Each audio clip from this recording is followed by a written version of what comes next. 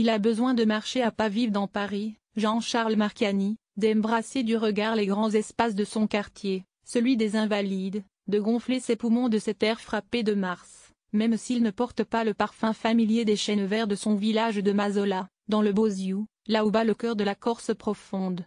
Il faut dire qu'il y a quelques jours encore, il était en isolement, à la prison de la Santé.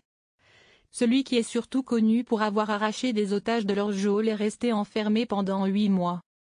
Jusqu'à ce que Nicolas Sarkozy le gracie au titre de prisonnier méritant. Méritant. C'est ce qu'il aime entendre, mais pas s'agissant de comportement carcéral.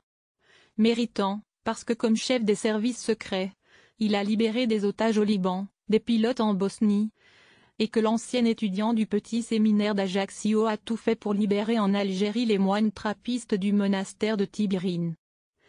Même pour l'Angolagat, l'affaire retentissante des 790 millions de dollars d'armes vendues par la Russie à l'Angola et pour laquelle il risque une peine de 18 mois de prison ferme.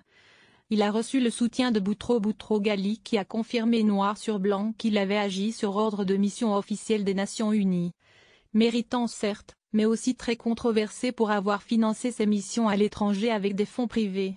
Le terme de commission occulte revenant comme un leitmotiv.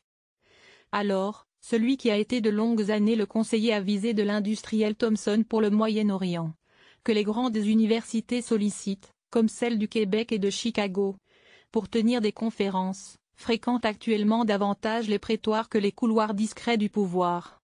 Lui, encore prudent par les temps qui courent, parle d'acharnement judiciaire, là où ses proches prononcent plus franchement les mots de haine et de méchanceté. Comme s'il était devenu, en quelque sorte, le harki corse de la République. Un soldat de l'ombre qui est passé, sur le Monopoly de la politique clandestine, de la case préfectorale à la case prison. Qui connaît les moindres arcanes de la raison d'État sans jamais oublier ses modestes origines granitiques de la montagne corse. Pour nous, Marchiani consent à sortir enfin de ce silence qui a été tout au long de son existence une figure imposée, on pourrait presque dire une seconde nature. Ses paroles passent par le tamis serré du secret défense. Comment avez-vous vécu ce long séjour en prison?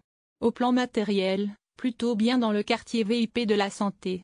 En revanche, ce fut une souffrance morale pour moi et pour ma famille.